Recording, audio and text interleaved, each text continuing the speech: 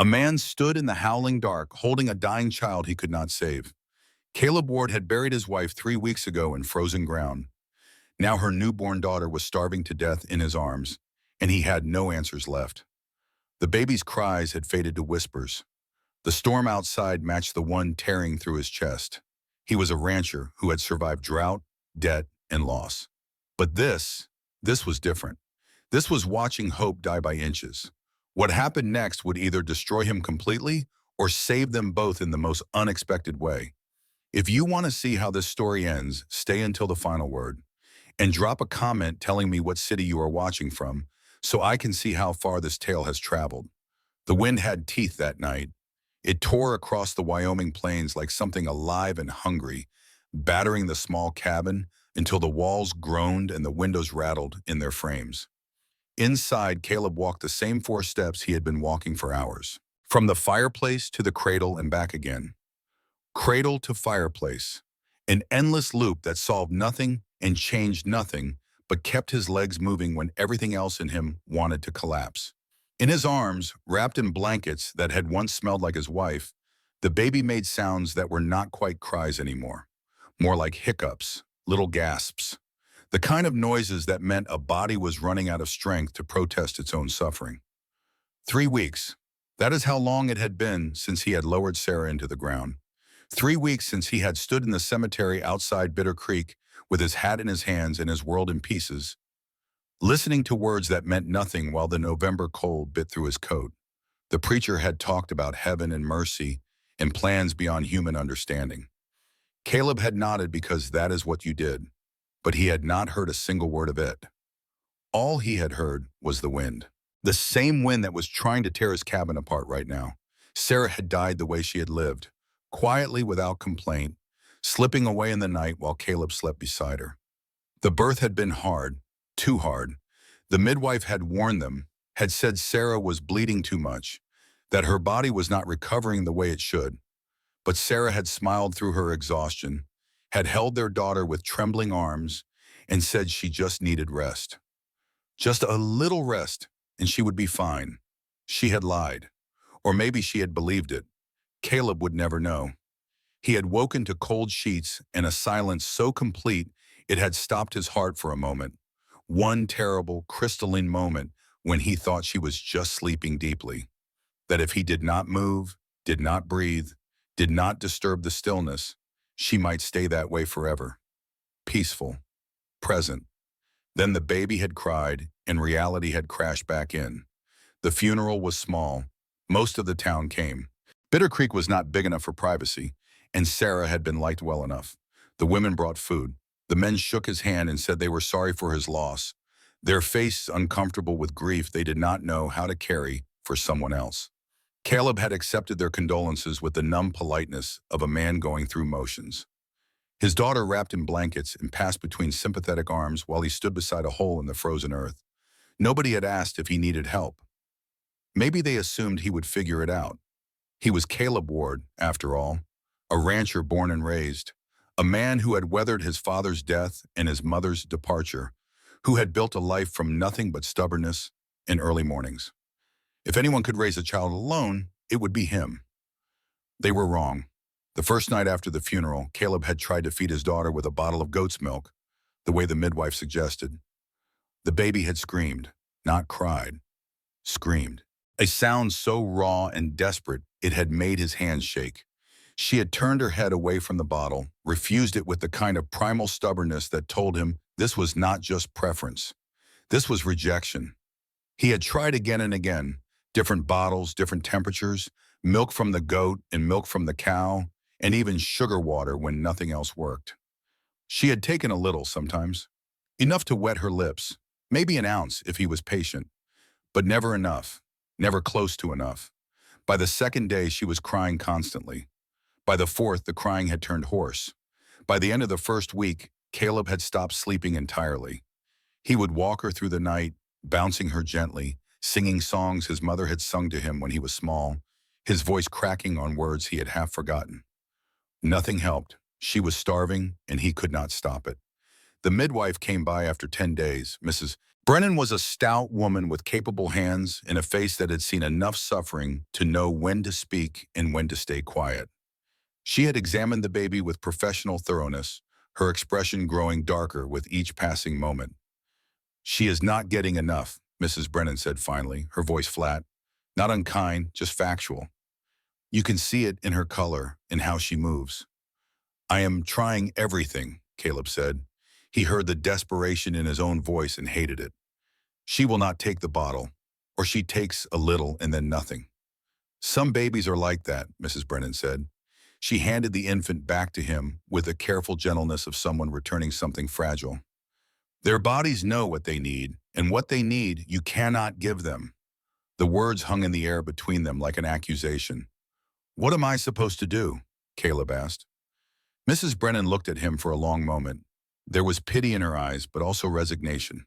The look of someone who had delivered too many babies into too much hardship, who knew how often the world did not bend to accommodate what should be simple. "Find a wet nurse," she said finally. "It is the only way." "Where, ma'am?" "I do not know. Nearest I know of is in Casper, maybe Sheridan. But with winter coming on—" She trailed off. They both knew what she meant. The roads would be impassable soon. The snow was already falling harder each night. Even if he could make the journey, it would take days. Days his daughter did not have. Mrs. Brennan left, and Caleb stood in the doorway watching her wagon disappear into the gray afternoon. The baby was quiet in his arms, but it was not a peaceful quiet. It was the quiet of exhaustion, of a small body too tired to protest anymore. That is when the fear really set in. Not the sharp, immediate fear of a crisis he could handle. He was used to emergencies, to cattle breaking through fences or storms coming up fast or injuries that needed quick thinking. This was different. This was the slow, creeping fear of inevitability, the kind that whispered in the back of his mind that no matter what he did, it would not be enough. That he was watching his daughter die in slow motion, and all his strength and experience and determination meant nothing against the simple fact that she needed something he could not provide. The days blurred together after that. He tried everything Mrs. Brennan had suggested, and things she had not. He mashed potatoes fine enough to mix with milk. He tried honey water. He even killed one of his chickens and made broth so thin it was barely more than warm liquid, hoping she would take it from a spoon. She did not. Each day she grew lighter in his arms. Her cries grew weaker. Her eyes, Sarah's eyes, the same deep brown that had made him fall in love 11 years ago, started to look hollow. He stopped going into town, stopped checking on the cattle except for the bare minimum to keep them alive. The ranch, the life he had built, none of it mattered if he could not keep this one small person breathing. So he stayed in the cabin, walking his endless loop, trying to will his daughter to live through sheer, stubborn refusal to accept the alternative. But will was not enough. By the time the storm hit, the real storm, the one that turned the world into a wall of white, Caleb had been awake for so long, he had started seeing shadows move in corners where nothing stood. His hands shook when he tried to stoke the fire. His thoughts moved like molasses, slow and thick and disconnected. The baby had stopped crying entirely. She just lay in his arms, her breath coming in small, irregular gasps. Her lips had a bluish tint. When he touched her cheek, her skin felt papery and cool. This is it, he thought. This is how it ends. He carried his daughter to the rocking chair by the fire and sat down, cradling her against his chest. If this was going to be it, if this was the end, he was not going to let her die alone in the cradle. He would hold her. He would keep her warm. And when it was over, when her small heart finally stopped, he did not know what he would do. The fire popped, sending up a spray of sparks. Outside, the wind howled like something wounded. Caleb closed his eyes and tried to remember a prayer his mother had taught him when he was small, before she had gotten hard and distant and angry at the life she had chosen. But the words would not come. There was nothing in his head but exhaustion and grief and the terrible crushing weight of failing the one person who depended on him completely. Time passed. He did not know how much. Could have been minutes, could have been hours. Then a sound. At first he thought he had imagined it, a trick of the wind maybe, or his exhausted mind creating phantom noises. But it came again, clearer this time. A knock. 3 sharp raps against the cabin door. Caleb's eyes snapped open. For a moment, he did not move, did not breathe. The knock came again, more insistent now, and he heard something else beneath it. A voice, muffled by the storm, but unmistakably human. "Hello? Is anyone there? Please, I need help." A woman's voice. Caleb stood on legs that threatened to buckle, his daughter still cradled against his chest. He crossed the cabin in 4 unsteady steps and yanked the door open. The wind nearly tore it from his hands. Standing on his porch, lit by the weak glow spilling from the cabin, was a woman he had never seen before. She was soaked through, her dark hair plastered to her face, her clothes heavy with snow and ice. She was shaking so hard her teeth chattered, and when she looked up at him, her eyes were wide with fear and desperation. "Please," she said, her voice barely audible over the storm. "I am sorry to intrude. I got lost in the storm and I saw your light, and I—" She broke off, her gaze dropping to the bundle in his arms, to the baby. "Oh," she whispered. Caleb should have said something, should have invited her in or asked her name or done any of the normal things a person does when a stranger shows up on their doorstep in the middle of a blizzard. But he just stood there, too tired and too broken to form words. The woman took a step forward, and the light fell fully across her face. She was younger than he had first thought, maybe late 20s, with a pale complexion and dark circles under her eyes that suggested she had been traveling hard, but it was her expression that caught him, the way she was looking at his daughter, not with polite concern, with recognition. "Your baby," she said quietly. She is hungry, is she not?" Something about the way she said it, the certainty, the understanding, made Caleb's throat tighten. "I cannot feed her," he said. The words came out flat, defeated. "Her mother died. I have tried everything, but she will not. She cannot." The woman stepped fully onto the porch, close enough now that he could see she was crying. Not sobbing, just silent tears cutting tracks through the dirt and snow on her cheeks. "I can help," she said. Caleb blinked. "What?" "I can help." She looked up at him, and there was something in her eyes. Grief and hope and desperate need all tangled together. "I lost my baby 4 months ago, but my body, it is still—" She stopped, her voice breaking. Then she steadied herself and said very clearly, "I can nurse her, if you will let me." For a long moment, Caleb just stared at her.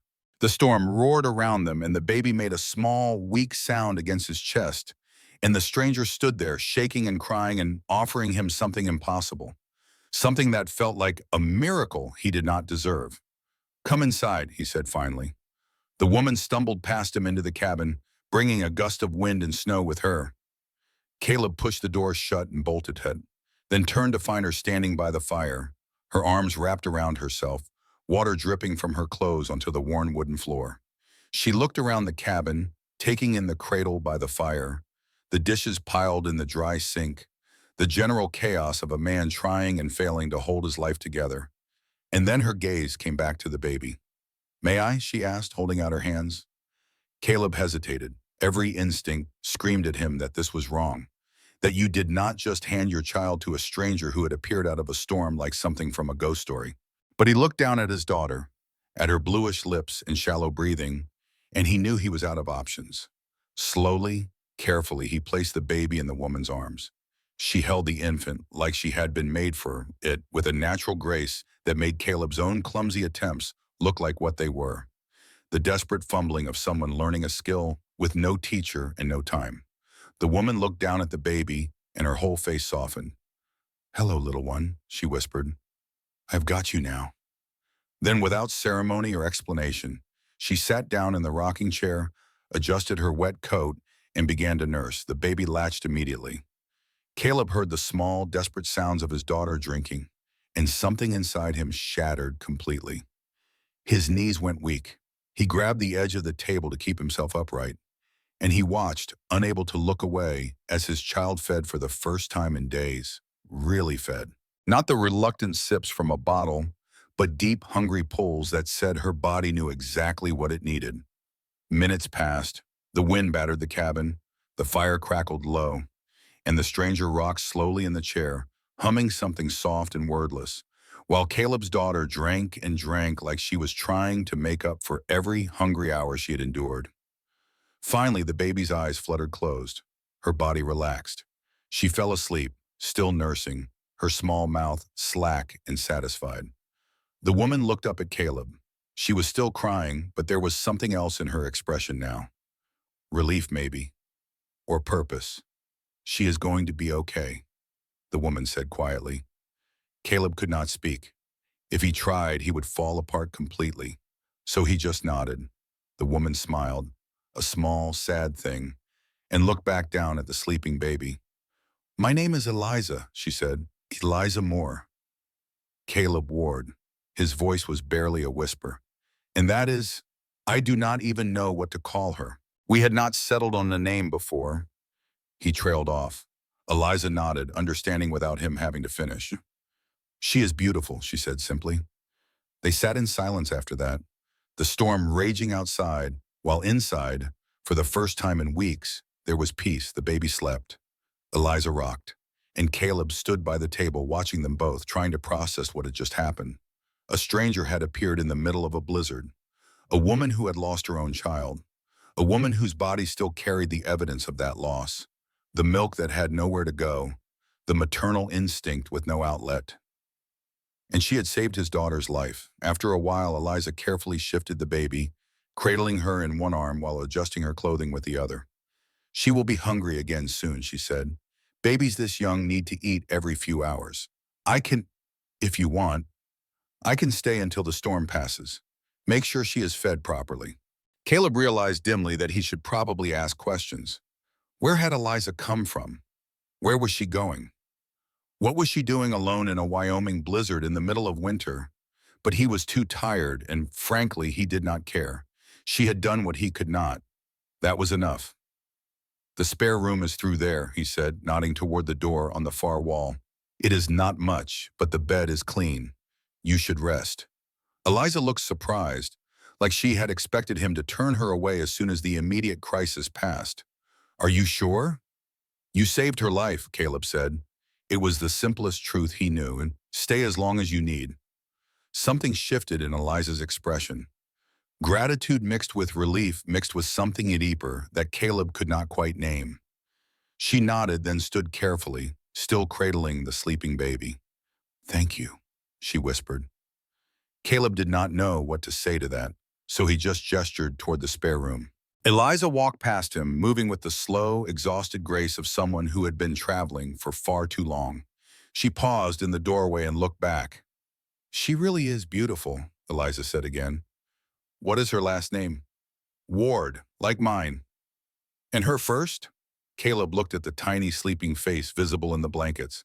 Sarah had wanted to name her after her grandmother. "Elizabeth," she had said, a good, strong name. But standing here now, looking at the woman who had appeared out of nowhere to save his daughter's life, another name came to mind. "I do not know yet," he said quietly. "I will figure it out." Eliza nodded and disappeared into the spare room, taking the baby with her. The door closed with a soft click. Caleb stood alone in the main room, the fire burning low, the storm still screaming outside. He should add wood to the fire, should eat something. He could not remember when he had last had a real meal. Should try to sleep, though he doubted his body remembered how. Instead, he sank into a chair and put his head in his hands. For 3 weeks, he had been drowning. For 3 weeks, he had watched his daughter slip away, despite everything he had tried, every prayer he had whispered, every desperate attempt to keep her alive. He had been ready to give up, had been standing on the edge of total collapse, and then a stranger had knocked on his door. He did not believe in divine intervention, did not believe in miracles or fate or the idea that things happen for a reason. The world was too random, too cruel for that kind of thinking. Sarah had died for no reason. Babies starved for no reason. Good people suffered while bad people prospered. And trying to find meaning in chaos was a fool's errand. But tonight he could not help but wonder. Outside, the wind began to die down. Not completely, but enough that the cabin stopped shaking, enough that the howling became a whisper. Caleb lifted his head and looked toward the spare room. Behind that door, his daughter was sleeping, safe, fed, alive. because a woman he had never met had appeared out of a storm at the exact moment he needed her most. He did not have words for what he felt. Gratitude seemed too small. Relief did not cover it. There was something bigger happening here. Something he did not understand and probably never would. All he knew was that his daughter was breathing. And for tonight, that was enough. The fire popped, sending up another spray of sparks. Caleb watched them rise and fade. And for the first time in 3 weeks, he let himself feel something other than fear. Hope. Fragile, uncertain, barely there. But hope nonetheless.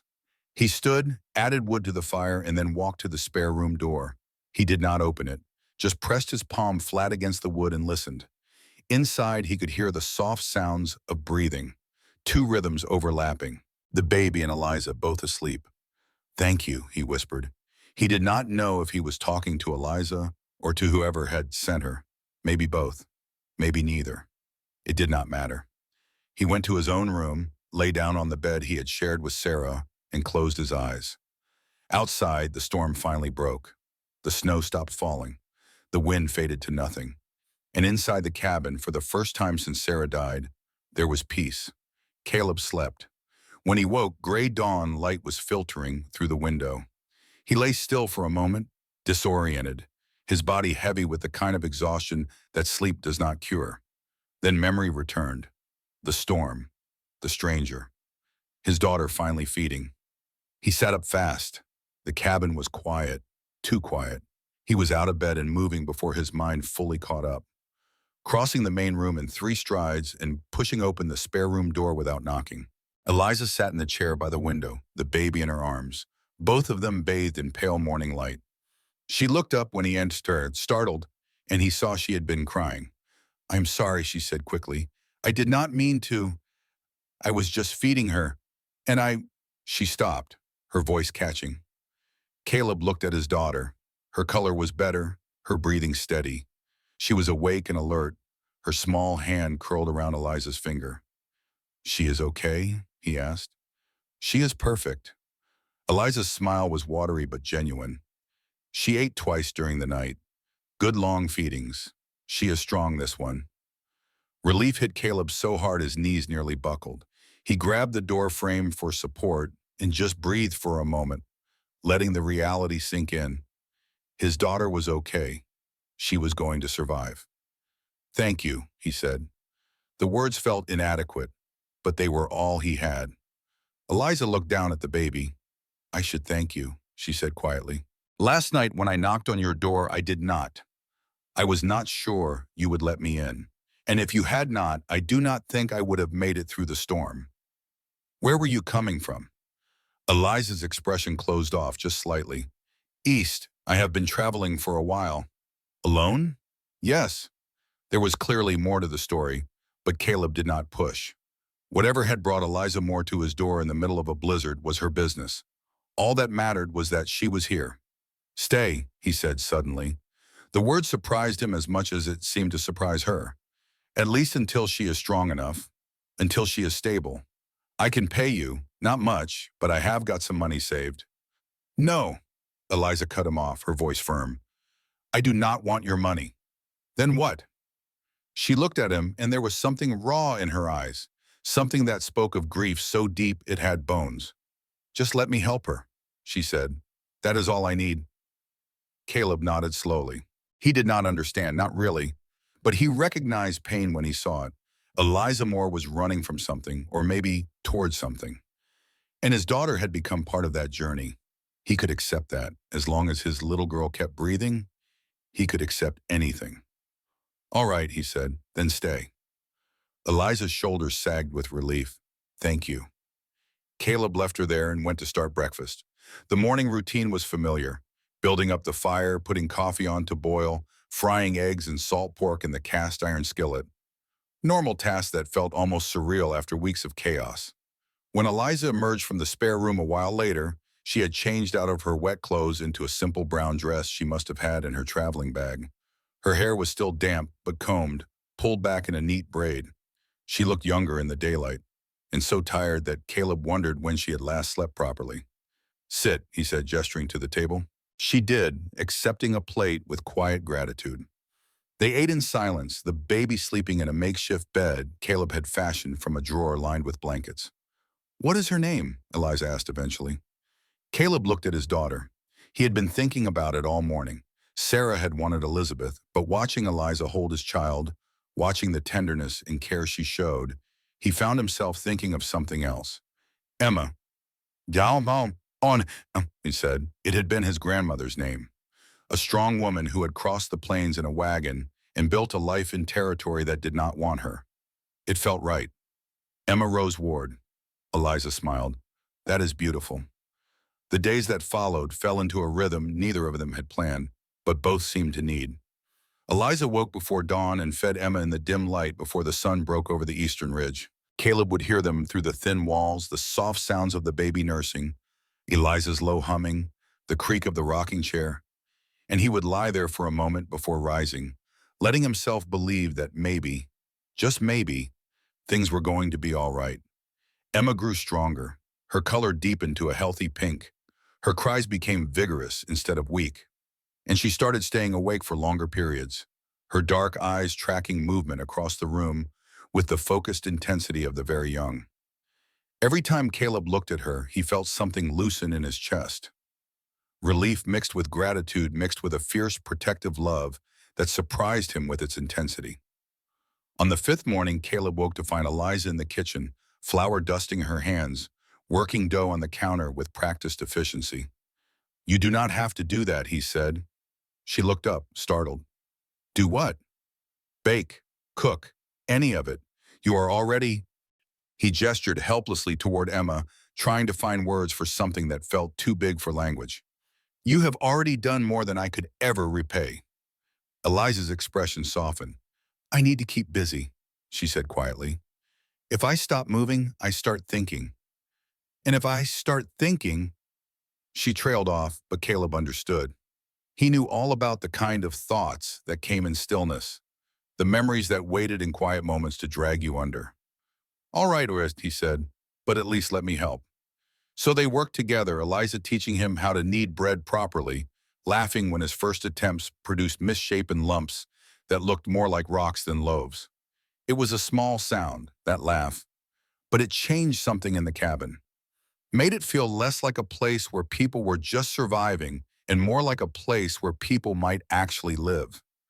That afternoon, while Emma slept and Eliza rested in her room, Caleb rode out to check the fence lines on the north pasture. The snow was still deep, his horse struggling through drifts that came up past its knees, but the sky was clear and cold, and the sun was bright enough to make him squint. He had neglected the ranch badly over the past few weeks.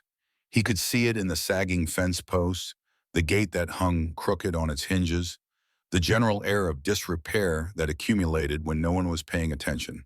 It would take weeks of work to set everything right again, maybe months. But for the first time since Sarah died, he felt capable of doing that work. Like he had a reason to care about fence posts and gates and whether the cattle had enough feed to make it through the winter. Emma needed him to keep the ranch running. And Eliza? Well, Eliza needed somewhere to be. Somewhere that was not whatever she had been running from when she had shown up on his doorstep. When he rode back as the sun was setting, he found Eliza on the porch, Emma bundled in her arms, both of them watching the horizon turn gold and pink and purple. "She likes the sunset," Eliza said without turning around. "Gets quiet when she sees the colors." Caleb dismounted and tied his horse to the rail. He climbed the steps and stood beside them, looking at his daughter's face. Emma's eyes were wide, fixed on the skein, her small mouth working in the way babies do when they are processing something new. "Sarah loves sunsets," he said. The words came out before he could stop them, and for a moment he tensed, waiting for the grief to crash over him the way it had every other time he had spoken her name. But it did not this time. "Tell me about her," Eliza said softly. So he did, standing on the porch in the fading light, with his daughter in a stranger's arms and the cold seeping through his coat. Caleb talked about Sarah. About how they had met at a church social when he was 20 and she was 18. Both of them awkward and uncertain, trying to figure out how to dance without stepping on each other's feet. About how she had been the one to propose, actually, after 3 years of courtship that was going nowhere because Caleb was too scared to risk rejection. about how she had made the cabin feel like a home instead of just a place to sleep between workdays. She wanted 6 children, he said, his voice rough. Used to talk about filling this place with noise and chaos. Said she had grown up in a quiet house and hated it. Wanted something different for her own kids. He looked down at Emma. Guess she will have to settle for one. She would be proud of you, Eliza said, for keeping Emma alive, for not giving up. I was about to. The night you came, I had given up. I was just waiting for it to be over. But you did not. You opened the door. That counts for something. They stayed there until the last light drained from the sky and the cold drove them inside. Eliza fed Emma again, then put her down in the cradle, and Caleb made dinner. Venison stew from meat he had hung in the cold cellar. Thick and heavy and exactly what his body needed after a day working in the snow. They ate at the table, the fire crackling behind them, Emma sleeping peacefully nearby. It felt almost domestic, almost normal, like they were a family instead of 2 strangers thrown together by circumstance and desperation. But the peace did not last. 10 days after Eliza's arrival, the weather broke enough for Caleb to ride into Bitter Creek for supplies. He had been putting it off, knowing he could not avoid it forever, but dreading the inevitable questions about who the woman was that he had taken in during the storm. I will not be long, he told Eliza as he saddled his horse. Few hours at most. Will you be all right? We will be fine. She stood on the porch with Emma bundled against her chest, both of them watching him prepare to leave. Take your time, get everything you need. He rode out under a sky so blue it hurt to look at, the snow glittering like diamonds in the morning sun. The road was rough, drifted in places, but passable. Other travelers had been through recently. Wagon ruts frozen into the surface. Hoof prints marking the path. Bitter Creek was small, even by frontier standards. One main street with a general store, a saloon, a church, a livery, and about 24 houses scattered around the edges. Caleb had lived within 20 miles of it his whole life. Had gone to school in the church basement. Had bought his first horse from the livery owner when he was 14. He knew everyone, and everyone knew him, which meant everyone knew about Sarah. The moment he walked into the general store, the conversation stopped. Every head turned, and he could feel their eyes on him, measuring, judging, trying to figure out if he was holding up all right or falling apart. Caleb, Mrs. Fletcher, who ran the store with her husband, came around the counter with the kind of determined kindness that made him want to flee. How are you managing? We have been so worried. I am fine, Mrs. Fletcher, just need some supplies. Of course, she patted his arm. And the baby, how is the little one doing? She is good, getting stronger every day. Oh, thank heavens. Mrs. Fletcher pressed her hand to her chest. We were so concerned when we heard about the difficulties. Mrs. Brennan said the poor thing was not taking to the bottle, but you figured it out. Caleb hesitated, knowing whatever he said next would be all over town by evening. I got some help, he said carefully. Help? What kind of help?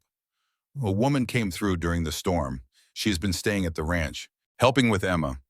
The temperature in the store seemed to drop 10 degrees. Mrs. Fletcher's smile froze in place, and Caleb heard whispers starting up behind him. A woman? Mrs. Fletcher's voice was carefully neutral. What woman? Her name is Eliza Moore. She was traveling west, got caught in the blizzard, ended up at my place. And she is staying at your ranch, alone with you. The judgment in her tone was subtle but unmistakable. Caleb felt his jaw tighten. She is helping care for Emma. My daughter would have died without her. I am sure she has been very helpful. Mrs. Fletcher's smile was thin now, not reaching her eyes. But you must understand how it looks, Caleb. A single man and a strange woman living together under one roof, no chaperone. She is nursing my daughter. The words came out flat and hard. Emma could not take cow's milk or goat's milk or anything else I tried. Eliza lost her own baby and still had milk. She saved Emma's life. That is all that matters. The whispers behind him got louder. He heard a woman's voice, sharp with disapproval. Shameful. That poor man does not know what he has gotten himself into. Caleb turned around, ready to confront whoever had spoken. But Mrs. Fletcher grabbed his arm. Let me get your supplies, she said quickly. What do you need? He gave her the list, trying to ignore the stares and whispers that followed him as he moved through the store. By the time he had loaded everything into his saddlebags and paid, his hands were shaking with suppressed anger. As he was leaving, he nearly ran into Pastor Warren on the front steps. Caleb. The pastor was a tall man with graying hair and the kind of earnest expression that made Caleb instantly wary. Good to see you. How are you holding up? Fine, Pastor. I heard about your situation with the woman who is staying at your ranch. Not a situation. Her name is Eliza, and she is helping with Emma. Of course, of course. Pastor Warren lowered his voice, glancing around to make sure no one was close enough to overhear. But you must understand the position this puts you in, the appearance of impropriety. There is no impropriety. Caleb cut him off, his patience gone. She is in the spare room. I am in mine. Emma is in the cradle between us. It is all perfectly respectable. I am sure it is, but perception matters, Caleb. People talk, and if they start talking about you and this woman, it could damage your reputation. Make it harder to do business. 2. Let them talk. Caleb stepped past the pastor, heading for his horse. I have got a daughter to raise. That is all I care about. He rode out of town with his jaw clenched and anger simmering in his chest. He had known there would be gossip, had expected it even. But the speed with which judgment had descended, the automatic assumption that something inappropriate was happening, made him want to put his fist through something. By the time he reached the ranch, the anger had faded into something heavier. Worry, maybe, or fear. Because what if the town's disapproval was not just talk? What if they decided Eliza was not fit to be around Emma? What if they tried to take his daughter away? He found Eliza in the kitchen, Emma asleep in her arms, humming softly. She looked up when he entered, and her smile faded immediately. What happened? Nothing. He set the supplies on the counter, not meeting her eyes. Caleb. He sighed and turned to face her. People know you are here. They are talking about it, saying what you think, that it is inappropriate, that you are probably some kind of opportunist, that I am a fool for taking you in. Eliza's face went pale. I should go. No, then the word came out fiercer than he had intended. No, you are not going anywhere. Let them talk. We are not doing anything wrong. It does not matter if we are not doing anything wrong. She stood still cradling Emma, her voice tight. What matters is what people believe. And if they believe something bad about us, about you, they will find a way to make it true. They will come here. They will ask questions. They can ask all the questions they want. The answer is the same. You are here because Emma needs you. End of story. You are being naive. Eliza's eyes were bright with unshed tears. I have seen what happens when respectable people decide someone is not fit. They drove me out of my last town, you know. After Grace died and everyone found out she had been born out of wedlock, they made it clear I was not welcome. The church ladies stopped speaking to me. The store would not sell me food. Someone threw a rock through my window with a note calling me things I will not repeat. Caleb felt cold fury settle in his bones. That will not happen here. How can you be sure? Because I will not let it. He crossed the distance between them, standing close enough that he could see the fear in her eyes. This is my land, Eliza. My ranch. My home. And you are under my protection. Anyone who wants to hurt you has to go through me first. She stared at him, her breath hitching. Why? She whispered. Why would you risk so much for someone you barely know? Because you saved Emma. Because you deserve better than what those people did to you. Because... He stopped, surprised by what he had been about to say. Because I cannot lose anyone else. Because you have made this place feel like a home again. Because when I look at you holding my daughter, something in me that I thought was dead starts to breathe. But he could not say any of that. It was too soon, too raw, too complicated. Because it is the right thing to do, he finished. Eliza looked down at Emma, and a tear slipped down her cheek. I do not want to bring trouble to you. Too late. You are already here. Might as well stay. She laughed, watery and small. You are stubborn. You know that? I have been told. That night after Emma was fed and sleeping, They sat by the fire and made plans. If the town was going to talk, they would give them as little to talk about as possible. Eliza would stay in the spare room with the door open. They would never be alone in a way that could be considered improper.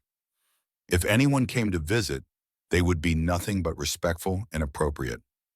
"We are just two people helping each other survive," Caleb said. "That is all they need to know. And if they do not believe it, then that is their problem, not ours." But even as he said it, Caleb felt the weight of uncertainty pressing down. He had never cared much what people thought of him before, had always been content to keep to himself, do his work, live his life without worrying about gossip or reputation. But now he had Emma to think about, and Emma would grow up in this town, would go to school here, would build her life here. If people believed her father was living in sin with a woman of loose morals, what would that mean for her future? 2 weeks after his trip to town, the visitors started coming. The first was Mrs. Brennan, the midwife, arriving in her wagon with a basket of preserves and a smile that did not reach her eyes. Caleb saw her coming from the barn and walked up to meet her, dread settling in his stomach. "Mrs. Brennan, what brings you out here?" "Just checking on the baby." She climbed down from the wagon with practiced ease. "Making sure she is thriving. It is my job, after all." It was a reasonable excuse, too reasonable. Caleb led her inside where Eliza was feeding Emma by the fire. She looked up when he entered, and Caleb saw her shoulders tighten. "This is Eliza Moore," he said, keeping his voice neutral. "Eliza, this is Mrs. Brennan. She helped deliver Emma." "Ma'am." Eliza nodded, not moving from her seat, Emma still nursing. Mrs. Brennan's gaze swept over the scene, taking in Eliza's simple dress, the tidy cabin, the baby feeding contentedly. Her expression was carefully blank, giving nothing away. "May I examine her when she is finished?" "Of course." They waited in uncomfortable silence while Emma fed. The only sounds were the crackling fire and the baby's soft nursing noises. When Emma finally pulled away, satisfied and drowsy, Eliza handed her to Mrs. Brennan with visible reluctance. The midwife examined Emma with professional thoroughness, checking her color, her weight, the way she moved her limbs, listening to her heart and breathing. Her expression gradually shifted from suspicion to surprise. "She is doing remarkably well, Mrs. Brennan said finally. "I will not lie to you, Mr. Ward. When I left here last month, I did not think she would survive the week. But this," she looked at Eliza, "you have done something extraordinary." Eliza's face flushed. "I just fed her. That is all." "That is not all, and you know it." Mrs. Brennan handed the infant back to her with the careful gentleness of someone returning something fragile. "Keeping a newborn alive when her mother is gone, when she will not take anything but the breast, that takes more than just milk. It takes dedication, patience, love." The last word hung in the air, heavy with implication. "I am grateful to Miss Moore," Caleb said carefully. "Emma would not be here without her." Mrs. Brennan looked between them, and Caleb could see her trying to reconcile what she had been told in town with what she was seeing here. Whatever judgment she had arrived with seemed to be wavering. "Well," she said finally, pulling on her gloves, "I am glad the baby is thriving. That is what matters most." She paused at the door. "But Mr. Ward, you should know. People are talking. And while I can see there is nothing improper happening here, not everyone will be so easily convinced. You might want to think about that." After she left, Eliza sat very still, Emma sleeping in her arms, her face pale. "It is starting," she said quietly. "It is just talk. For now." 2 days later, Pastor Warren arrived, then Mrs. Fletcher from the general store, then 3 women from the church auxiliary claiming they had come to bring food and check on Caleb, but spending most of their visits studying Eliza with barely concealed curiosity and disapproval. Each visitor left with the same uncertain expression, unable to find fault with what they saw, but unwilling to abandon their suspicions. The cabin was clean, Emma was healthy, Eliza and Caleb maintained a respectful distance. There was no evidence of impropriety. But that did not stop the whispers. Caleb heard them every time he went to town. Fragments of conversation that stopped when he approached. Knowing looks exchanged between shopkeepers. The way mothers pulled their children a little closer when he passed. The town had decided there was something wrong about his household, and no amount of propriety was going to change their minds. "We should go," Eliza said one night, 3 weeks after the visitors started coming. They were sitting at the table after dinner, Emma asleep in her cradle, the dishes washed and the cabin quiet. "Both of us, we could go west, like I was planning. Find somewhere nobody knows us, start fresh." Caleb looked at her like she had suggested they sprout wings and flee away. "This is my home, Eliza, my land. I am not running from gossip." "It is not just gossip anymore.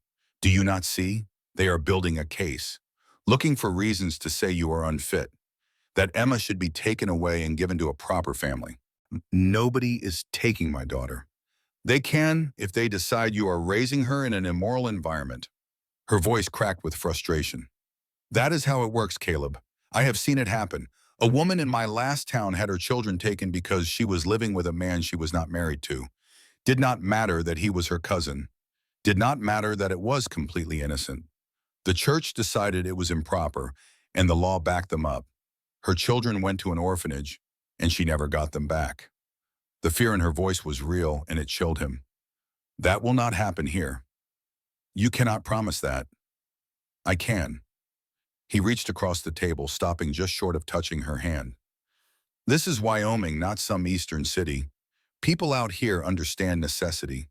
They know what it takes to survive.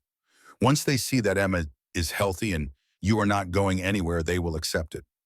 And if they do not," he did not have an answer for that.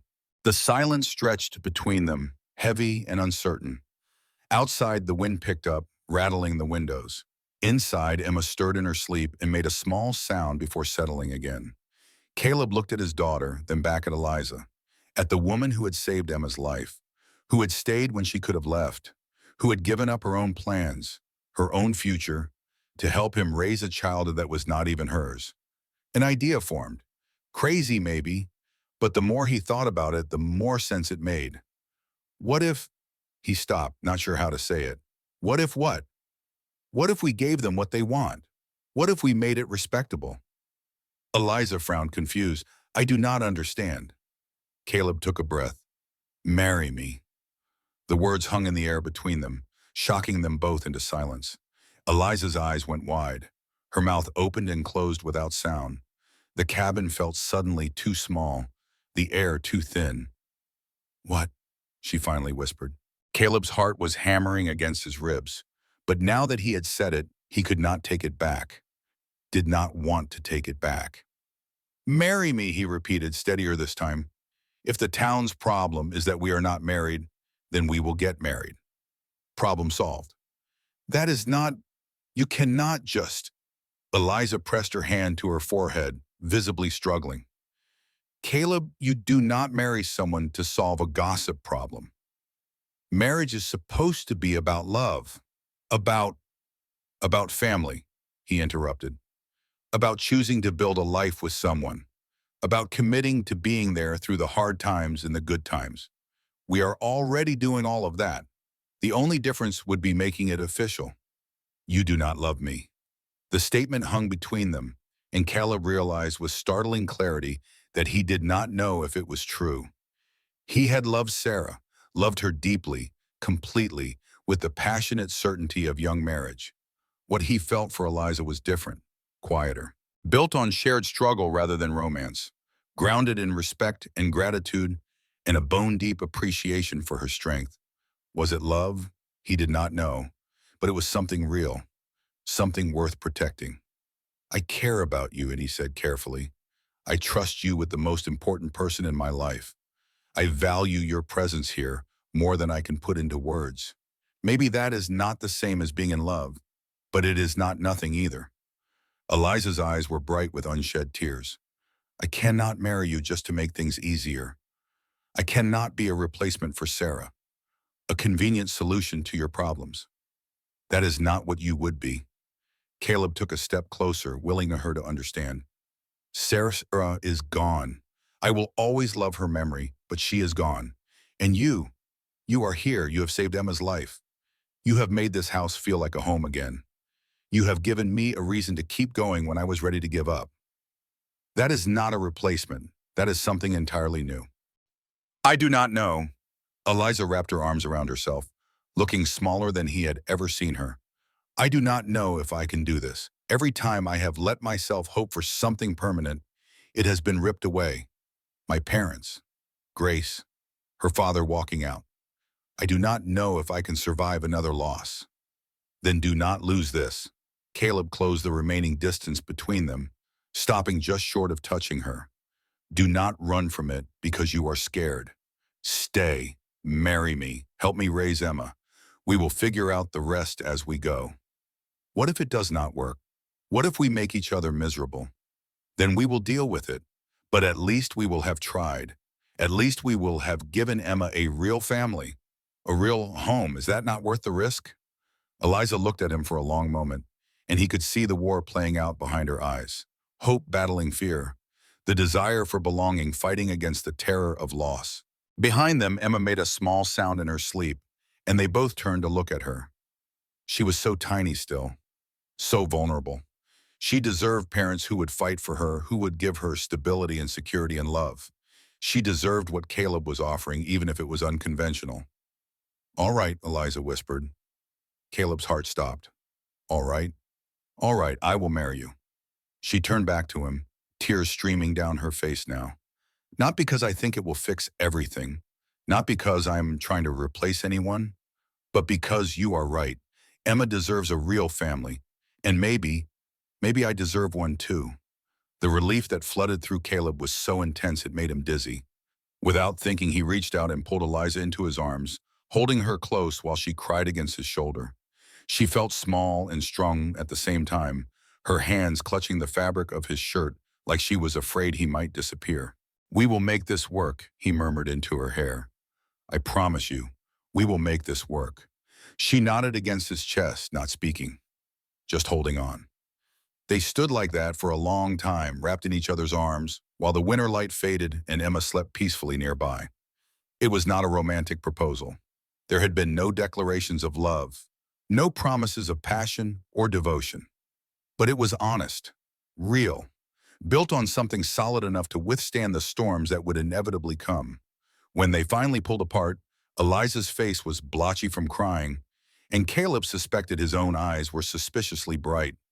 But they were both smiling, small, uncertain smiles that he said they knew this was crazy, but were willing to try anyway. We should probably tell people, Eliza said, wiping her eyes, before we actually do it. Give them a chance to get used to the idea. Or we could just do it and tell them after. She laughed, watery but genuine. That seems like a terrible idea. Most of my ideas lately have been terrible. They have worked out all right so far. The wedding happened 3 weeks later, on a cold March morning when the snow was finally starting to melt and the first hints of spring were creeping into the air. Caleb had ridden into town to speak with Pastor Warren, expecting resistance or judgment or lectures about proper courtship. Instead, the pastor had listened quietly, his expression thoughtful. This is not conventional, Pastor Warren had said finally. No, sir. And people will talk. They are already talking. The pastor had smiled at that, a small expression of understanding. That is true enough. But you understand what you are committing to. Marriage is not something to enter into lightly, even when, especially when, the circumstances are unusual. I understand. Eliza understands. We are not expecting it to be easy, but we are willing to try to make them. Pastor Warren had studied him for a long moment, then nodded. All right, I will perform the ceremony, but I want you both to come in for counseling first. Talk through expectations, responsibilities, what you are each bringing to this union. Can you do that? Yes, sir. They had 3 counseling sessions, awkward conversations where they sat in the pastor's small office and discussed things like household responsibilities and child-rearing philosophies and how they would handle disagreements. It had been uncomfortable, forcing them to articulate thoughts and feelings they had been carefully avoiding. But it had also been necessary. By the time the wedding day arrived, they had a clear understanding of what they were building and why. The ceremony itself was simple. They held it in the small church with only a handful of witnesses. Mrs. Brennan, who had become an unexpected ally after seeing Emma thrive under Eliza's care. Sheriff Morrison, who seemed relieved that the unconventional situation was being made respectable, and a few curious townspeople who wanted to see this strange union for themselves. Eliza wore a simple blue dress she had made from fabric Caleb had bought at the general store. Her hair was pulled back in a neat bun, and she carried no flowers. Spring blooms were still weeks away. She looked nervous and beautiful and determined, her hand shaking slightly when Caleb took it at the altar. "You can still change your mind," he whispered while Pastor Warren prepared his Bible. "So can you," she whispered back. Not a chance. The ceremony was brief. Pastor Warren spoke about commitment in partnership, about the sacred responsibility of raising children, about choosing to love even when it was difficult. Caleb and Eliza repeated their vows with voices that shook but did not falter. When the pastor pronounced them husband and wife, Caleb kissed Eliza's cheek, a chaste, respectful gesture that made her blush and the witnesses murmur. They signed the certificate in the church office, making it legal and binding. Caleb Ward and Eliza Moore, now Eliza Ward, joined in matrimony, a family made official by ink and paper in public declaration. The ride back to the ranch was quiet. Emma slept in Eliza's arms, bundled against the March cold, while Caleb drove the wagon. The weight of what they had done was settling over both of them. The reality that this was not temporary anymore, that they had bound their lives together in a way that could not be easily undone. "Are you all right?" Caleb asked as they turned onto his property. "I do not know," Eliza said honestly. "Ask me in a year." Fair enough. The days following the wedding moved slowly, weighted with the awareness that they had come dangerously close to judgment, but had, for now, avoided it. The town's whispers had quieted, replaced by a cautious acceptance. They were married now, respectable, legal. But Caleb could not shake the feeling that something was coming. 6 weeks after the wedding, on an afternoon when Caleb was out checking fence lines and Eliza was alone with Emma, she heard the horses. Multiple riders approaching fast. Her stomach dropped. She had been expecting something like this, waiting for the other shoe to drop, for the town's tolerance to run out. She picked up Emma and moved to the window, watching as 4 men rode up to the cabin. She recognized one of them immediately. Thomas Fletcher, James Fletcher's brother, a hard man with a cruel mouth and a reputation for violence when he had been drinking. The other 3 were strangers, rough-looking men with the kind of eyes that made Eliza's skin crawl. They dismounted and spread out around the cabin, and Eliza's heart began to pound. This was not a social call. This was something else. Thomas Fletcher pounded on the door. "Open up, Mrs. Ward. We need to talk to your husband." Eliza held Emma tighter and did not move. "I know you are in there. Your husband owes money and we are here to collect." Money? Caleb had not mentioned owing anyone money. Eliza moved to the door but did not open it. "My husband is not here. You will have to come back another time." "That is not how this works." Thomas's voice was ugly with satisfaction. "He has got debts, overdue debts, and if he cannot pay, we are authorized to seize property as collateral." "What debts? What are you talking about?" "Taxes on this land, 3 years overdue, plus interest and penalties. Comes to nearly $800. Your husband has got until sundown tomorrow to pay, or this ranch becomes property of the county, and we get to take whatever we want as immediate collateral." Eliza's mind raced. $800 was a fortune. She had no idea if Caleb had that kind of money. No idea if this claim was even legitimate. But she knew one thing with certainty. These men were not here to collect money. They were here to intimidate, to threaten, to take advantage of the fact that Caleb was not home. "I will tell my husband when he returns," she said, keeping her voice steady. "Now please leave our property." "Or what?" Thomas laughed. "You will make us. You are just a woman alone with a baby. What are you going to do?" Eliza looked around frantically. She knew where Caleb kept his rifle, on the rack above the door, but she would have to open the door to reach it, and the moment she did, the men could force their way in. Emma started to cry, sensing her fear. "That is a pretty baby you got there," one of the other men called out. "Be a shame if something happened to her." White-hot rage flooded through Eliza, burning away the fear. These men were threatening her daughter, and she would die before she let them harm Emma.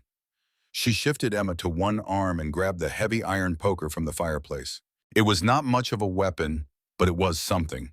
She positioned herself by the door, ready to fight if they tried to break in. "Leave," she called out, her voice ringing with authority she did not feel. "Leave now, or when my husband gets home, he will make you regret ever coming here." "Big talk from a woman who is not even from around here," Thomas sneered. "Everyone knows what you are. Know you had a bastard baby and the father ran off. Know you latched onto Caleb Ward because you needed a man to take care of you. Well, guess what? He cannot even take care of himself. So maybe you picked the wrong." The shotgun blast cut him off mid-sentence. Eliza nearly dropped the poker in shock. She ran to the window and saw Caleb on horseback 50 yards out, his rifle raised, smoke curling from the barrel. He had fired into the air, a warning shot, but his expression said the next one would not be. "Get off my land," Caleb's voice was cold and flat, carrying across the distance. "Now." Thomas Fletcher's face had gone pale. "Now, Caleb, we are just here on official business." "Official business?" Caleb rode closer, the rifle still raised. "Official business does not involve four-armed men threatening a woman and baby while her husband is away. That is called being a coward. You owe money, $800 in back taxes. I paid those taxes 2 years ago, got the receipt from the county clerk in Casper. So either you are lying or someone is trying to defraud me. Either way, you have got no business here." The men exchanged glances, and Eliza saw uncertainty creep into their expressions. They had expected to intimidate an unprotected woman. They had not counted on Caleb returning early, had not counted on him being armed and angry. "We will be back," Thomas said, trying to save face. "With the sheriff. We will see what he has to say about this. You do that, and while you are at it, explain to him why you threatened my wife and daughter. I am sure he will be very interested." The men mounted their horses and rode off, casting dark looks over their shoulders. Caleb waited until they were out of sight before dismounting and running to the cabin. Eliza threw open the door and stumbled into his arms, Emma crushed between them, all three of them shaking with reaction. "Are you all right? Did they hurt you?" No, they said you owed money, said they would take the ranch, said—" Her voice broke. "They threatened Emma, Caleb. They threatened our daughter." His arms tightened around her. "They are gone now. They will not be back." "How do you know?" "Because their claim is false. I paid those taxes in full. Someone is trying to run a scam, and they picked the wrong family to target." But even as he said it, Caleb felt cold dread settling in his gut. The men's arrival had not been random. Someone had sent them. Someone who knew he would be away from the ranch, knew Eliza would be alone. Someone who wanted to scare them. Or worse. And Caleb had a good idea who that someone was. That night, Caleb did not sleep.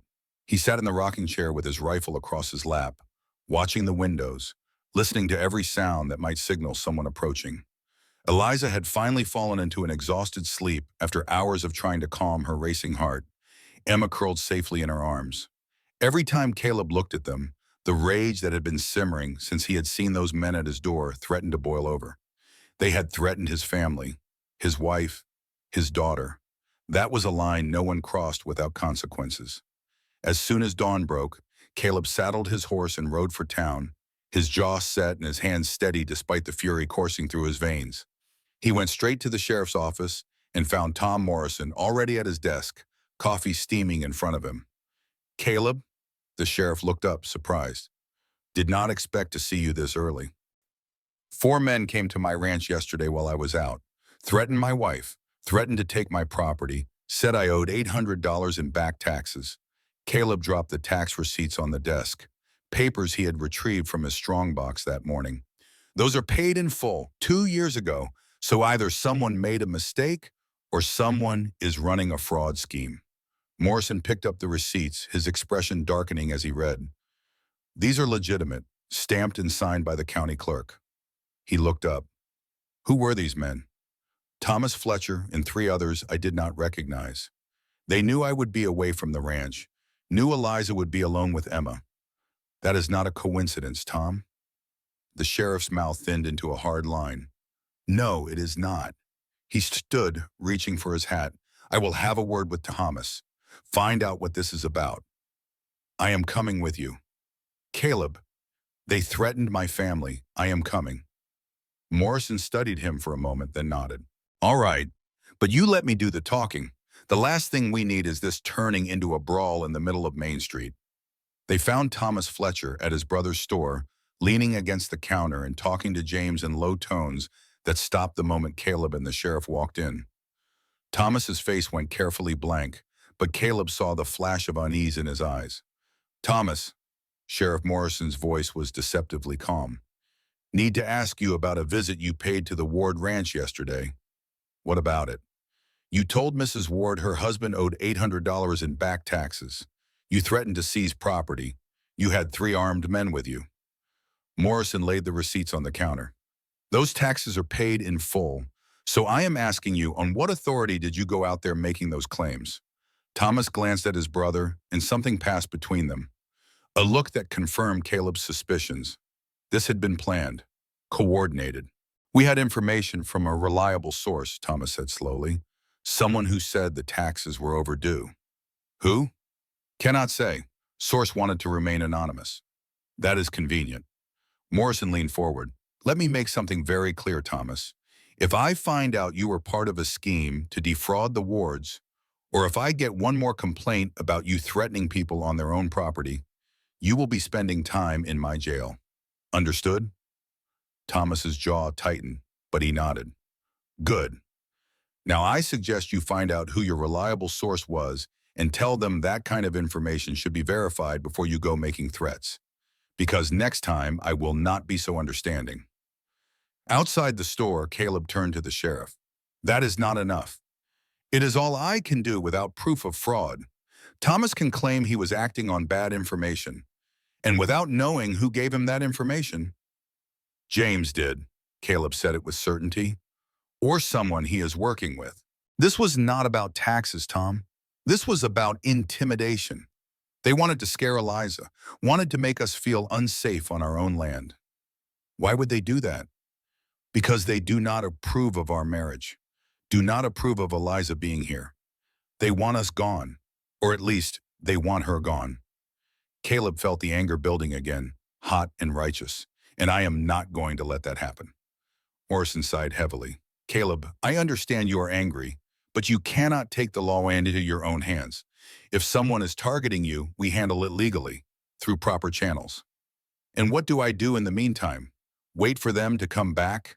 Wait for them to actually hurt someone before you can act? You be careful. You watch your property, and you trust me to do my job. Morrison gripped Caleb's shoulder. I know this is hard, but starting a war with the Fletchers will not protect your family. It will just make things worse. Caleb wanted to argue, wanted to demand more action, more justice. But he could see in Morrison's face that the sheriff was doing what he could within the limits of his authority. Going further would mean crossing lines that could not be uncrossed. So Caleb rode home, his anger unresolved but contained, and found Eliza on the porch with Emma, both of them watching the road. What did the sheriff say? She asked as he dismounted. That he would handle it, that we should be careful. That is all? That is all he can do without proof. Caleb climbed the steps and stood beside her, looking out at the land he had worked his whole life to keep. But I meant what I said yesterday. Nobody is running us off our own property. Nobody is threatening our family and getting away with it. Eliza shifted Emma in her arms. What are we going to do? We are going to live our lives, work the ranch, raise our daughter, and if anyone comes at us again, we are going to be ready. The next week passed in tense watchfulness. Caleb hired 2 ranch hands from the neighboring property, young men who needed work and were willing to stay close to the house, providing an extra set of eyes and deterring anyone who might consider another visit. Eliza kept Emma close at all times, never venturing far from the cabin without Caleb nearby.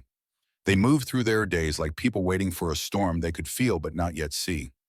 The storm broke on a Tuesday morning, but not in the way they had expected. Emma woke with a fever. Caleb had been in the barn repairing a broken stall door when he heard Emma crying. Not her normal hungry cry, but something sharper, more distressed. He dropped his tools and ran for the cabin, his heart pounding, images of disaster flooding his mind. He burst through the door to find Eliza pacing frantically, Emma screaming in her arms, both of them in tears. What is wrong? What happened? I do not know. Eliza's voice was nearly hysterical. She will not eat. She will not calm down. She just keeps crying. I think something is wrong with her. I think, let me see. Caleb took Em, feeling her forehead, checking her color. She was hot, too hot, and her cry had a quality to it that made his stomach drop. She is burning up. I know, I have been trying to cool her down, but nothing is working and I do not know what to do. Go get Mrs. Brennan. Now, take my horse, ride hard. Do not stop. Eliza did not argue. She grabbed her coat and was out the door in seconds. Caleb heard hoofbeats a moment later as she rode out at a gallop. He spent the next 2 hours trying everything he could think of to bring Emma's fever down. Cool cloths, stripping away blankets, walking her, rocking her, singing to her. Nothing worked. She just kept crying, her small body rigid with discomfort, her face flushed and hot. By the time Eliza returned with Mrs. Brennan, Caleb was nearly as frantic as she had been. The midwife examined Emma quickly, her face grave. It is fever, probably from a cold that settled in her chest. Babies this young, they cannot fight it off the way older children can. She looked at both of them. The next 24 hours are critical. We need to keep her cool, keep her hydrated. If the fever breaks, she will be fine. If it does not, she did not finish the sentence and she did not have to. Mrs. Brennan stayed through the afternoon, showing them how to sponge Emma down with cool water, how to encourage her to nurse even when she did not want to, how to watch for signs that she was getting worse. By evening, she had to leave, had another birth to attend on the other side of town. But she promised to come back the next morning. My turns, she said at the door. Do not try to do this alone. You both need rest, or you will be no good to her. After she left, Caleb and Eliza fell into an unspoken rotation. One would hold Emma and tend her, while the other rested, switching every few hours. But neither of them slept. They just traded off exhaustion, kept vigil, and prayed to whatever might be listening that their baby would survive. The fever raged through the night. Emma's cries grew weaker, then stopped altogether, leaving only labored breathing that scared Caleb more than the screaming had. Eliza tried to nurse her repeatedly, but Emma barely had the strength to latch. They were losing her again. And this time, there was no stranger at the door with a miracle cure. Just before dawn, when Caleb was holding Emma and Eliza was heating more water for the cloths, something in Eliza snapped. This is my fault, she whispered. What? This is my fault. Her voice was rising, hysteria creeping in at the edges. Everything I touch dies, Caleb. My parents, Grace, and now Emma. Stop it. He stood, still holding Emma, his voice sharp. This is not your fault. Babies get sick. It happens. It is not because of anything you did or did not do. You do not understand. She was crying now, not bothering to wipe the tears away. I am cursed. I have to be. Why else would everyone I love be taken from me? First my parents, then Grace, and now Emma is dying too. She is not dying. He said it with a conviction he did not feel, because he had to. Because if he let himself believe Emma was dying, he would fall apart completely. She is fighting, and we are going to help her fight. I cannot lose another baby. Eliza's voice broke completely. I cannot do it again, Caleb. It will kill me. If Emma dies, if I have to bury another child, then do not. He crossed the room and grabbed her arm with his free hand, forcing her to look at him. Do not give up on her. Stay here. Fight with me. She needs both of us. Eliza stared at him, her face wet with tears, her whole body shaking. For a moment, he thought she might bolt, might run out into the pre-dawn darkness rather than face the possibility of losing Emma. But then she took a shuddering breath and nodded. Okay, she whispered. Okay. They made it through to morning. By the time the sun rose, Emma's fever had dropped slightly. Not much, but enough to give them hope. She took a little milk. Her breathing eased. Her color improved from flushed to just pink. Mrs. Brennan arrived mid-morning and examined Emma with careful thoroughness. When she looked up, there was relief in her eyes. The fever is breaking. She is going to be all right. Caleb's knees went weak. He sat down hard in the nearest chair. Eliza made a sound that was half laugh, half sob. Keep doing what you are doing, Mrs. Brennan said. Plenty of fluids. Keep her cool. Watch for any changes. But I think the worst is past. After the midwife left, Caleb and Eliza just stood there in the morning light, looking at each other over Emma's sleeping form, too exhausted and relieved to speak. "We should rest," Eliza said finally. "Yeah." But neither of them moved. They just stayed there, anchored by the baby between them, held together by shared terror and shared relief. That is when Caleb heard the sound of horses. He looked out the window and felt his stomach sink. 3 riders were approaching. Men he recognized from town. Behind them came a wagon, and even from a distance, he could see it contained more people. "What is it?" Eliza asked. "Trouble." The riders reached the cabin and dismounted. Sheriff Tom Morrison, Pastor Warren, and James Fletcher, husband of the general store owner. The wagon pulled up behind them, carrying Mrs. Fletcher and 2 other church women Caleb did not know well. Sheriff Morrison stepped forward, his face apologetic but resolute. "Caleb, we need to talk." "About what?" "About your situation here. With Miss Moore." The sheriff glanced at the wagon where the women were climbing down. "Some folks in town are concerned about Emma's welfare, about whether this arrangement is appropriate for a child to be raised in." Caleb's blood went cold. "Emma is fine. She is healthy and cared for." "We heard she has been sick," Mrs. Fletcher interrupted, pushing forward. "Heard she has had a fever. That is concerning, Mr. Ward. A baby needs proper care. Not whatever this is." "She got a cold." Caleb's voice was rising despite his efforts to stay calm. "Babies get colds. Mrs. Brennan was just here. She said Emma is going to be fine." "That is good to hear." Pastor Warren's voice was gentle but firm. "But the illness is not really the point, is it? The point is that you are living here with an unmarried woman." "She is my wife," Caleb cut him off. "We got married 6 weeks ago. You performed the ceremony yourself, Pastor." "Yes, but the circumstances leading up to that marriage, the fact that you were living together before." "Before what? Before we made it legal? We were doing what we had to do to keep Emma alive. And if you have got a problem with that..." Behind Caleb, the cabin door opened. Eliza stepped out, Emma wrapped in a blanket and held against her chest. Her face was pale but composed. "I will leave," she said. "Eliza." "I will leave," she repeated louder. "That is what this is about, is it not? You want me gone so you can say the household is proper again. Fine. I will pack my things and go. Just leave Emma with her father where she belongs." The visitors exchanged glances, and Caleb saw something in those glances that made his fury ignite. "That is not enough, is it?" he said quietly. "You are not here to ask Eliza to leave. You are here to take Emma." The silence that followed confirmed it. "Mr. Ward," Pastor Warren began, "we believe it would be best if Emma were placed with a family who can provide..." "No." The word came out flat and hard. "Absolutely not." "Be reasonable," Mrs. Fletcher said. "You are a single man. I am married. You married a woman of questionable character." "Careful." Caleb's voice was deadly quiet. "Very careful what you say next." Mrs. Fletcher's face reddened, but she pressed on. "A woman who had a child out of wedlock, who arrived here under suspicious circumstances. Emma deserves better than to be raised in such an environment. Emma deserves to be with people who love her." Eliza's voice was steady despite the tears streaming down her face. "People who have kept her alive when everyone else said it was impossible. You want to talk about what she deserves? She deserves a mother who has sat up every night for the past 6 months making sure she keeps breathing. She deserves a father who refused to give up on her even when it would have been easier. And if you cannot see that, then you are blind." "How dare you," Mrs. Fletcher started, but Eliza kept talking.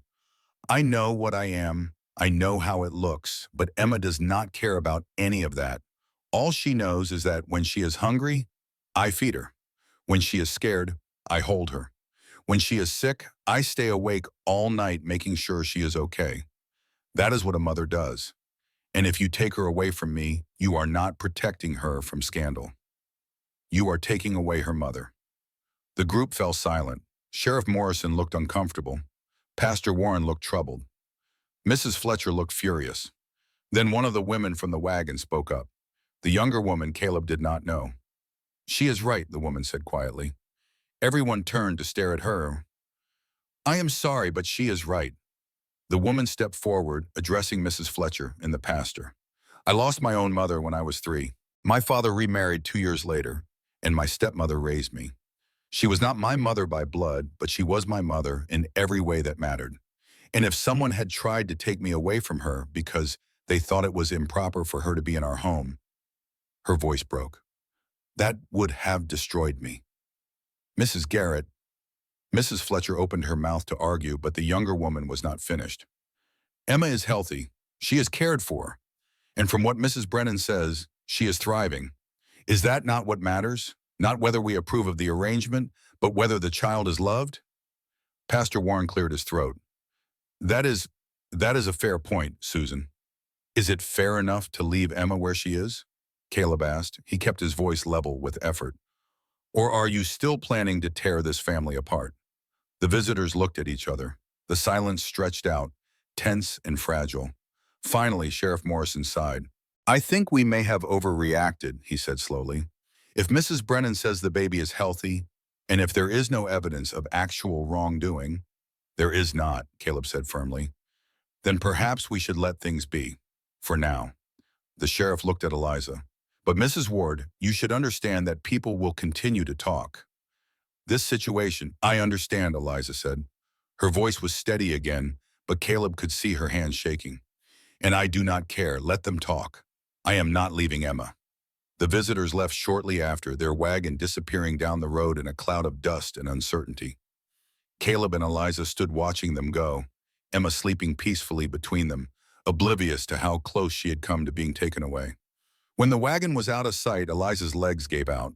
She sat down hard on the porch steps, still clutching Emma, her whole body shaking with reaction. I thought they were going to take her, she whispered. I thought this was it. Caleb sat down beside her. They did not, and they will not. I will not let them. You cannot promise that. I just did. She looked at him and he saw fear in her eyes, not just for Emma, for herself, fear that she had let herself care too much, that she had allowed herself to believe this could last. What if they come back, she asked. Then we will deal with it. What if next time the sheriff decides they are right? What if, Eliza, he reached over and covered her hand with his. We will figure it out, together. That is what families do. She stared at their hands, then up at his face, and something shifted in her expression. Understanding, maybe, or acceptance. Together, she repeated softly.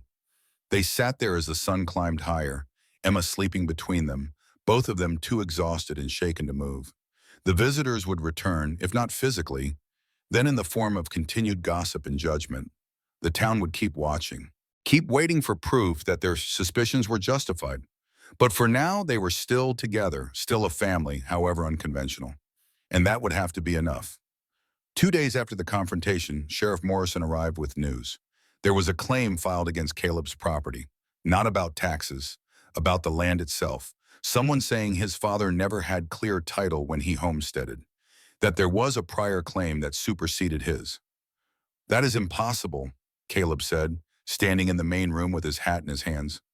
My father proved up on this land 30 years ago. The deed has been in our family since before I was born.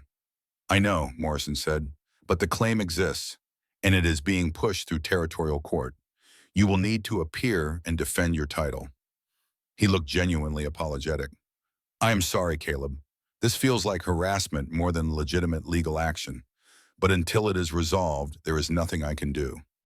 After the sheriff left, Caleb sat at the table with his head in his hands while Eliza moved around the cabin, too agitated to sit still.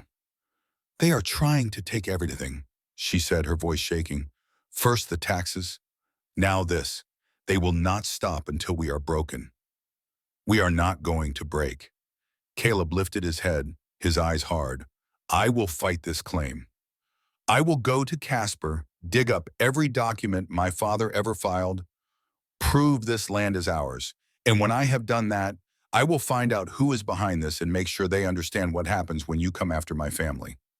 The trip to Casper took 3 days. Caleb left Eliza with the ranch hand standing guard and rode hard. arriving at the territorial offices with a carpet bag full of every document related to his father's homestead claim. He spent hours in dusty filing rooms, tracking down records, copying dates and signatures, building a case that his title was legitimate and any challenge to it was baseless. What he found was worse than harassment. It was fraud. The claim against his property had been filed by a shell company with an address that did not exist and signatures that looked forged. When Caleb dug deeper, following the paper trail through incorporation documents and legal filings, he found a name he recognized: James Fletcher.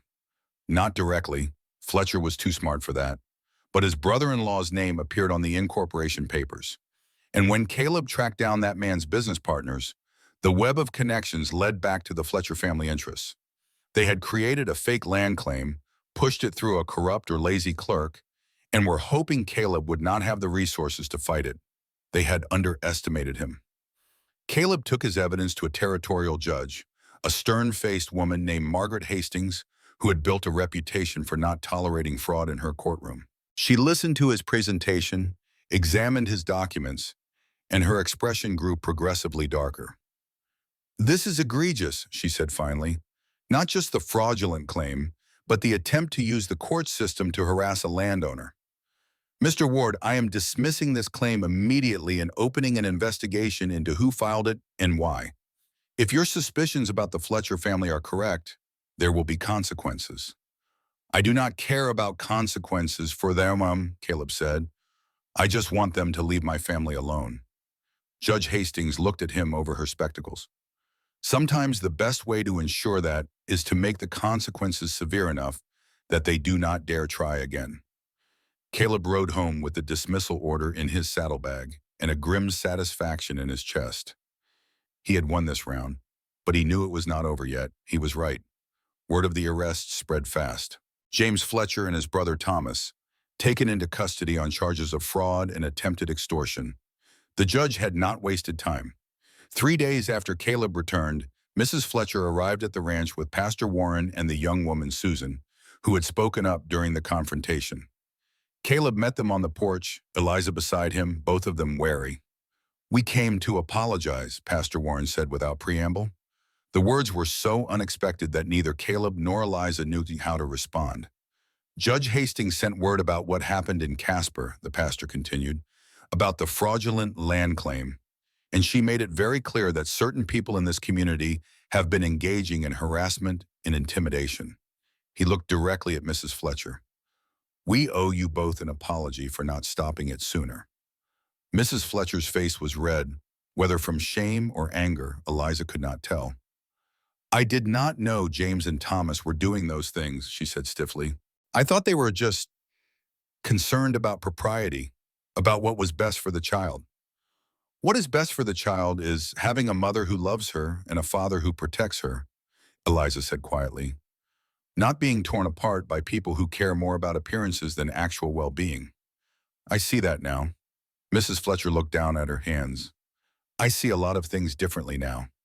My husband has been arrested, Mrs. Ward, for fraud, and Thomas with him. They will likely spend time in prison." She finally met Eliza's eyes. "I am not asking you to forgive them, or to forgive me for not seeing what they were doing.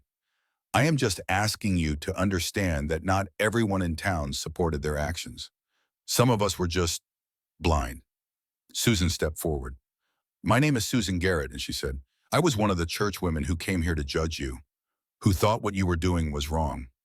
She paused, her voice thick with emotion. "And I am sorry. I should have spoken louder, fought harder, and I am sorry." Emma was stirred in Eliza's arms and made a small sound. Automatically, Eliza adjusted her hold, rocking gently, and the baby settled back to sleep. It was such a natural maternal gesture that even Mrs. Fletcher's expression softened. "She is beautiful," Mrs. Fletcher said quietly, "and she is lucky to have you." Eliza felt tears burning behind her eyes. She had been prepared for more judgment, more threats, more reasons to feel like she did not belong. But this awkward, painful attempt at making amends was something she had not expected. "Thank you," she managed. "The rest of the town has been talking," Susan said, "since the arrests, about how wrong we were to assume the worst, about how we drove you away from community when you needed support. She looked at Caleb. We would like to make that right. If you will let us, there is a barn raising next month at the Morrison place. We would be honored if you would come. Bring your family. Let people see that you are part of this community, not separate from it. Caleb looked at Eliza, a silent question in his eyes. She could see he would leave the decision to her. She was the one who had been hurt most by the town's rejection. After all, she could refuse this olive branch, and no one would blame her. But Emma made another small sound, and Eliza thought about what kind of world she wanted her daughter to grow up in. One defined by grudges and isolation, or one where people could make mistakes and learn from them, where forgiveness was possible, even after deep hurt. We will come, she said. The relief on the visitors' faces was palpable. The barn raising was everything Eliza had feared and hoped for in equal measure. The entire town turned out. And while there were still some cool looks and whispered conversations, there were also genuine smiles and offers of help. Women brought food and included Eliza in their conversations about child rearing and recipes. Men worked alongside Caleb, treating him with the respect of an equal rather than the suspicion of an outcast. Emma was passed from arm to arm, cooed over and admired, welcomed into the community as naturally as if she had been born into the most conventional family imaginable. And when someone asked about her mother's death and Eliza's role in saving the baby, the story was received with admiration rather than judgment. You did what needed doing, one older woman said, her weathered face kind. That is what mothers do, blood or not. By the time they rode home that evening, tired and dusty and sun-weary, something had shifted. The isolation that had pressed on them for months had lifted. They were still different, still unconventional, but they were no longer outcasts. They were neighbors, community members, a family. Spring turned into summer and the ranch flourished.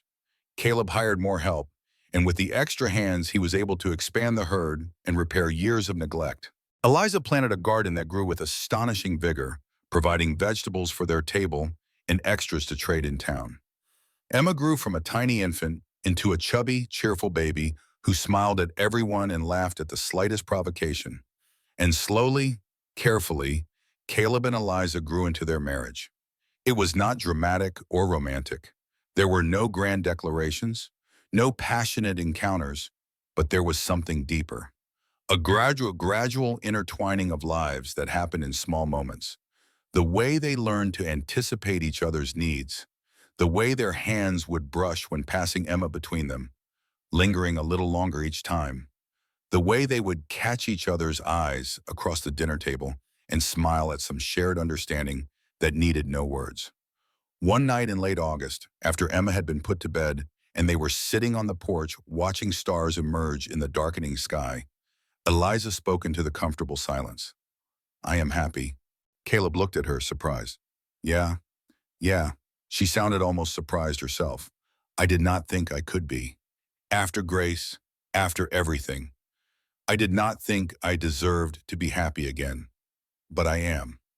You have always deserved it, Caleb said quietly. So have you. She reached over and took his hand, the gesture no longer careful or uncertain, but natural, easy. Sarah would want you to be happy, you know, would want Emma to grow up in a home full of joy instead of grief. Caleb's throat tightened. I think about her sometimes. Wonder what she would think of all this, of you, of how Emma is growing up. What do you think she would think? He considered the question seriously.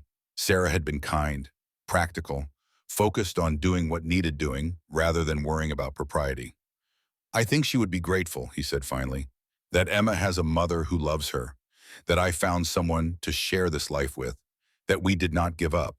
Eliza nodded, tears gleaming in her eyes. I hope so. They sat in silence for a while longer, hands linked, watching the stars multiply overhead. Then Caleb said, I love you. The words surprised them both. They had been building to it for months, circling closer and closer to the truth. But neither had dared say it aloud. It felt too risky, too vulnerable. But now it was out there, hanging in the warm summer air, impossible to take back. Eliza turned to look at him, her eyes wide. You do? Yeah, I did not mean to. Did not plan it. But somewhere along the way it happened.